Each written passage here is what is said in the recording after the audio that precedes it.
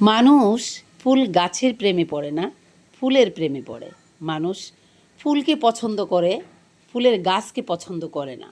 এই কথাটা কেন, সহজ কথাটা মানুষ বুঝতে পারে না। মানুষ এই জিনিসটা কেন বুঝে না? মানুষ ব্র্যান্ডের পিছনে ছোটাছুটি করে। মানুষ দেখবেন যখন দুটো পয়সা হবে বা পয়সা নাও হবে, রুচিবোধটা যখন ব্র্যান্ডের দিকে চলে যাবে, মানুষ চাইবে ব্র্যান্ডের জুতা পরতে, মানুষ চাইবে ব্র্যান্ডের জামা কাপড় পরতে, মেয়েরা চাইবে ব্র্যান্ডের কসমেটিক কিনতে, ব্র্যান্ডের ফাঁস কিনতে, ব্র্যান্ডের জামা কাপড় কিনতে। ব্র্যান্ডের পিছনে সবাই হুন্য হয়ে ছুটতে থাকে। কেন ভাই? মানুষ ব্র্যান্ডের জিনিসকে, ব্র্যান্ডের পিছনে না ছুটে ব্র্যান্ডের জিনিস কিনে নিজেকে মানুষকে না দেখিয়ে নিজে এক একটা ব্র্যান্ড হয়ে দেখাও। নিজে এমন কিছু কাজ করো এই সমাজের জন্য, এমন কিছু কাজ করো মানুষের জন্য, এমন কিছু কাজ করো নিজের জন্য, যেন তোমাকে মানুষ তোমার কাজের জন্য চিনে, মানুষ তোমার কাজের জন্য তোমাকে মূল্যায়ন করে, মানুষ তোমার কাজের জন্য তোমাকে ভালোবাসে। ওই তুমি বিভিন্ন ব্র্যান্ডের কাপড় চোপড় পরেছো, জুতা পরেছো, সানগ্লাস পরেছো, যে কসমেটিক মেখেছো, সেন্ট পারফিউম ইউজ করেছো, সেটার জন্য মানুষ তোমাকে দেখবে, হ্যাঁ, তোমার দিকে তাকিয়ে থাকবে, তোমাকে সেটার জন্য তোমাকে রেসপেক্ট করবে। সেগুলো ভুলে যাও ভাই। সেগুলো হচ্ছে পরগাছা। পরগাছাগুলোকে ভুলে গিয়ে নিজের গাছের শিকড় জ্বালানোর চেষ্টা করো, যেটা তোমাকে মানুষের কাছে প্রাধান্য দিবে, যেটা তোমাকে মানুষের কাছে পরিচয় দিবে, যেটা তোমাকে মানুষের কাছে মূল্য বাড়িয়ে দিবে। সেটা হচ্ছে তোমার নিজের ব্যক্তিত্ব, তোমার নিজের পরিচয়।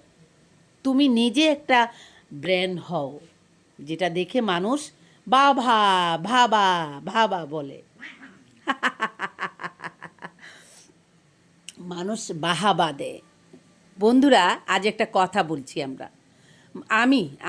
আমি বলছি, সেটা হচ্ছে মানুষ দেখবেন আমরা যখন ঝগড়ার ছলে যখন আমরা একজন মানুষের সঙ্গে আমাদের ফাইট হয়, ঝগড়া হয়, তখন যখন আমরা বলি কুত্তার বাচ্চা বলে গালি দিই, মানুষ কিন্তু ভয়ঙ্কর কেঁপে যায়।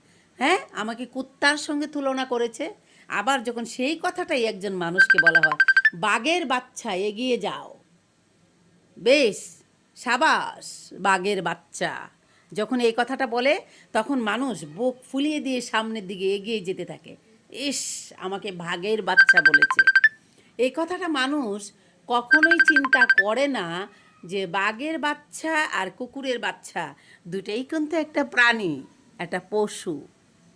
তাহলে ডিফারেন্সটা হচ্ছে আমাদের মানুষের মধ্যে এই জিনিসটা, যে আমরা জাস্ট উদাহরণ সহিত বলছি, আমরা এখন ব্র্যান্ডের পিছে ছোটাছুটি করছি, সব কিছু ব্র্যান্ড ব্র্যান্ড ব্র্যান্ড নিয়ে চলাফেরা করছি, কিন্তু নিজেকে তৈরি করার কথা কেউ ভাবছি না।